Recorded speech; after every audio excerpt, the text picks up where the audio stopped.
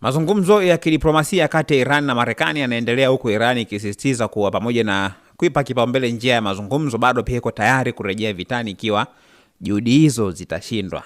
Haya yameelezwa na mpatanishi mkuu upande wa Iran Mohammad Bagher Ghalibaf, ambaye pia amesema katika mahojiano ya televisheni ya taifa kuwa Tehran haitaacha kujilinda iwapo mazungumzo hayatotoa matokeo yoyote, kwa kienda mbali zaidi na kusema kwamba wapo tayari kwa vita muda wowote.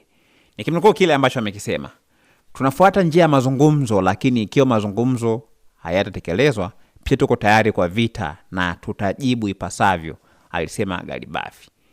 Kauli hiyo imetolewa wakati wajumbe wa Iran na Marekani walipokuwa wakitarajiwa kufanya mazungumzo mengine mjini Doha, yakilenga kupunguza mvutano na kutafuta suluhu ya kudumu ya mgogoro ambao umedumu kwa miezi kadhaa.